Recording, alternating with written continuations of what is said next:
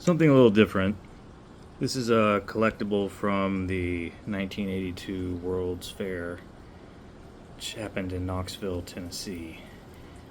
And this was a gift from a good buddy of mine. Very nice gift, because this is the sort of stuff I'm into. Um, so I'm a knife guy. I've always been a knife guy since I was a kid. And some of my most watched videos on YouTube are some earlier videos I did on butterfly knives, for example.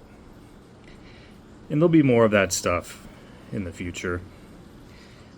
He said he got this from the Smoky Mountain Knife Works catalog. And if you know, you know. My father was a long haul trucker, and when I was a kid, his route would take him to the Smoky Mountain Knife Works, and he would bring home the catalogs, and I spent so many hours pouring through those catalogs. And they weren't great knives. There was a lot of Frost cutlery, a lot of Gil Hibben knives. Anybody know who Gil Hibben is? He makes these crazy, like, fantasy knives. So not a lot of functional stuff, but cool and collectible stuff. This is a trinket made to promote the World's Fair. And what I love about this is it is so 80s. Now in 82, I was only one, but I remember the later part of the 80s. And what's so 80s about this is, like, this knife is made of brass or bronze. And it's a solid chunk of metal. It's got some weight to it. Now, if you went to an event where they were handing out promo trinkets, it would be some plastic piece of crap. But in the 80s, you would get something actual, some sort of quality that would be like wood and metal, and I don't know, it's just different.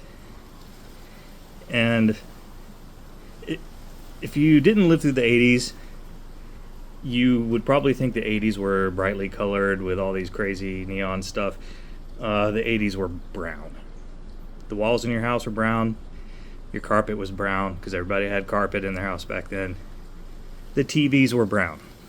The cars were brown. You go to the mall, it's brown. But, yeah. Getting off track. But, yeah. So the theme of this World's Fair was energy production, which is why they have this flame logo. Really, my mind just says Rebel Alliance from Star Wars, something like that. But the brass handle, when my friend gave it to me, it had some patina on it, and I hesitated before I tried to restore it. Like, maybe I shouldn't, because you don't clean coins, which is another thing I collect. But I'm like, this is brass. Brass is meant to be polished. Brass is supposed to be polished. So pro tip, if you need to polish brass, don't use Brasso. That stuff's outdated. Barkeeper's friend. Barkeeper's friend is your friend when it comes to polishing brass.